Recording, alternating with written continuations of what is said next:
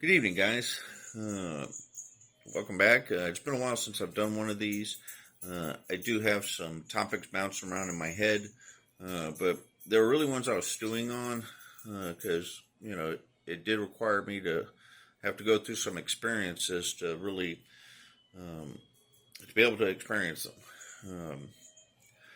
So, one of them is acceptance and forgive. Oh, before I get started, please like, subscribe, share. Get this out. Maybe it'll help somebody. And of course, and as always, if you have any comments or anything, something that maybe you want to relate your own personal story, or if you have a question or a potential topic something that you've been wondering about, and you're just looking for a different perspective, then feel free to put it in the comments. Right down here, I think, and I'd be happy to see him. I mean, I like the good conversation. But what I was talking about was acceptance and forgiveness. Oh, incidentally, I got a kitten for my dog, so my dog would be happy, and she's found a little ringy ball. So you may hear that throughout the thing. I'm not going to stop her. But acceptance and forgiveness. I have said it countless times, and I've heard other people say it. It was so hard for me to forgive myself. It was hard for me to forgive my parents. And it's like, forgiveness is one of those things that, it doesn't seem like the right thing to do. Because on page 417, it doesn't say forgiveness is the key to all my problems.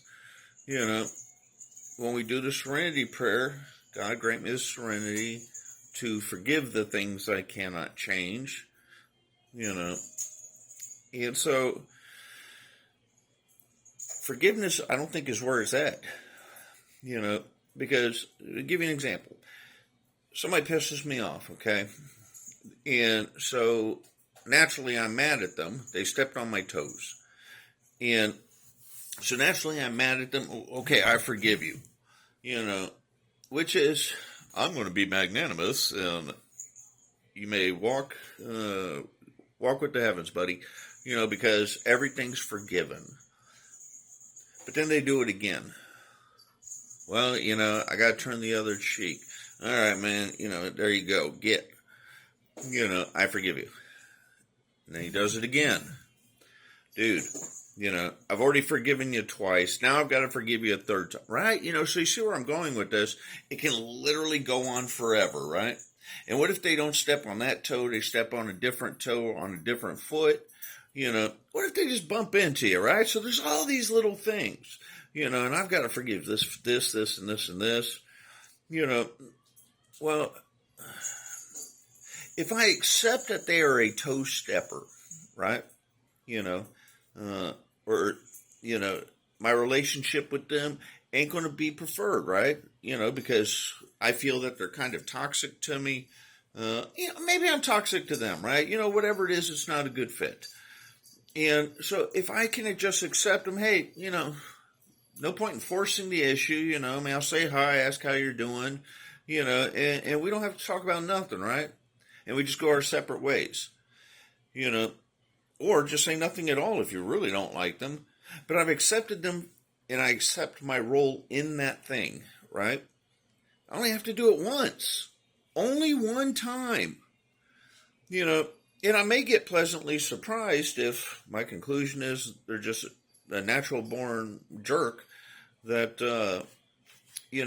what if after a while they see something in me and then they change and they do something nice for me, right? And it wasn't like manipulation or anything, because we had already established where we were at in our friendship. We ain't got one. And, and so then I have that opportunity to be helpful, right? Well, hey, thank you, man. I appreciate it. And if nothing else, the seed is planted. Maybe something comes from it. Maybe not. Who knows? That's not the point. I only had to do it once. So if I've accepted that in them, most likely I'm going to be alert about getting my toes out of the way, right? And, because I'm not going to be around that person. Acceptance comes once. Now, on a personal level, right, it's always easier to address outside stuff. But even the Romans, the Greeks, the Egyptians all said, the scariest thing for a person to do is to look in themselves and see themselves as they really are, authentically and honestly. That is like the worst thing anybody could do. And yet, AA asks us to do it, because apparently I've accepted that by doing that, I now have acceptance, and that's the key to all my problems. And so my problems are slowly being whittled away, But what about God?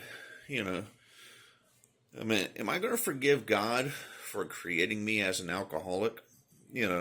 Because my DNA, some say it's a genetic thing, my childhood, and if God knew what I was going to do, then he could have prevented all this stuff, right?